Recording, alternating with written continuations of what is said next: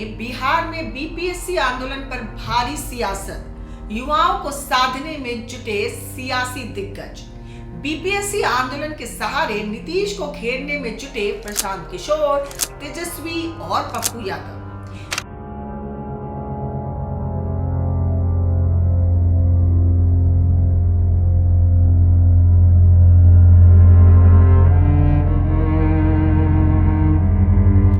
चुनावी साल में बिहार में बीपीएससी आंदोलन पर भारी सियासत, युवाओं को साधने में जुटे सियासी दिग्गज।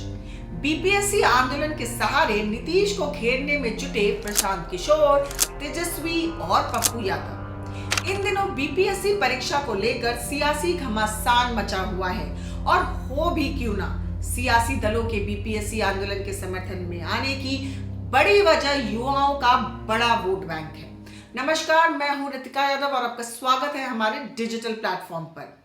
जन स्वराज पार्टी के नेता प्रशांत किशोर आमरण अनशन पर बैठे हुए हैं।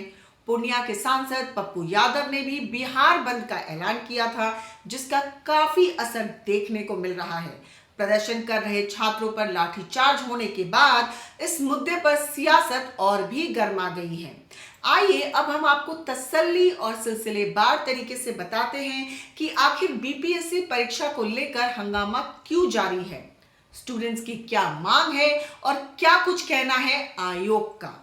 बीपीएससी परीक्षा विवाद 13 दिसंबर से शुरू हुआ था। इस दिन बिहार के सभी 912 केंद्रों पर बीपीएससी परीक्षा हुई, जिसमें पटना के बापू परीक्षा सेंटर से पेपर लीक होने की अफवाह उड़ी थी, क्योंकि यहां पेपर बांटते समय कुछ पेपर कम पड़ गए थे।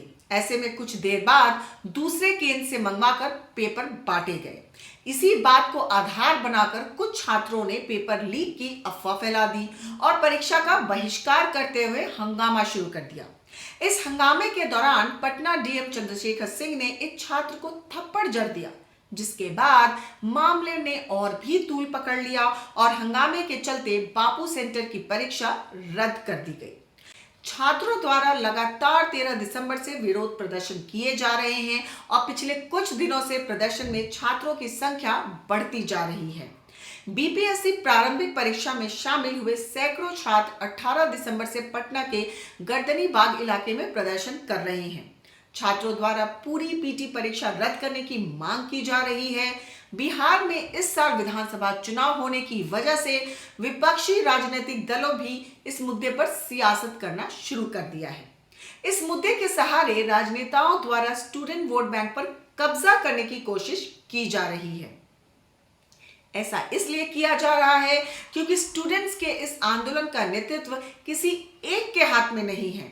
इस मामले को लेकर बीपीएससी अध्यक्ष परमार रवि मनुभाई का कहना है कि कुछ लोग छात्रों के वेश में परीक्षा केंद्र पर आकर पेपर छीनने लगे और चिल्लाने लगे कि पेपर इंटरनेट पर वायरल हो गया है। इसके बाद छात्र पेपरों वाला लिफाफा लेकर परीक्षा कक्ष से बाहर भागे और उसे बाहर इंतजार कर रहे कुछ लोगों को दे दिया। इन छात्रों के पास मोबाइल फोन या इंटरनेट नहीं था, इसलिए उन्होंने बाहर के लोगों की मदद से पेपर को सोशल मीडिया पर वायरल करा दिया। बीपीएससी ने पेपर लीक के आरोप को पूर्ण रूप से खारिज कर दिया है। आयोग ने उम्मीदवारों को आश्वासन दिया है कि केंद्र से 13 दिसंबर के उपलब्ध सीसीटीवी फुटेज की जांच की जाएगी और समस्या पैदा करने वाले लोगों के खिलाफ कड़ी कार्रवाई की जाएगी। इसके बाद बापू परीक्षा परिसर में आयोजित प्रारंभिक परीक्षा को रद्द करने के मामले पर 19 दिसंबर को एक पूर्ण पीठ बैठक हुई, जिसमें विशेषज्ञों की टीम ने बापू परीक्षा परिसर के उम्मीदवारों के लिए परीक्षा रद्द करने और 4 जनवरी 2025 को फिर से परीक्षा आयोजित करने का निर्णय लिया। बीपीएससी ने दावा किया है कि 912 में से 911 केंद्रों पर परीक्षा सुचारू रूप से आयोजित की गई थी, इसलिए सिर्फ एक ही परीक्षा केंद्र पर परीक्षा दोबारा आयोजित की जाएगी। आपको बता दें कि बिहार लोक सेवा आयोग का विवादों से पुराना नाता रहा है। 2023 में भी प्रारंभिक परीक्षा के पेपर लीक होने का मामला प्रकाश में आया था। 2017 में लेक्चरर की बहाली में खूब इरेगुलरिटीज हुई थी। ऐसे अभ्यर्थी भी चुने लिए गए थे जिनके पास निर्धारित पात्रता भी नहीं थी, यहां तक कि इंटरव्यू नहीं देने वाले भी सेलेक्ट हो गए थे।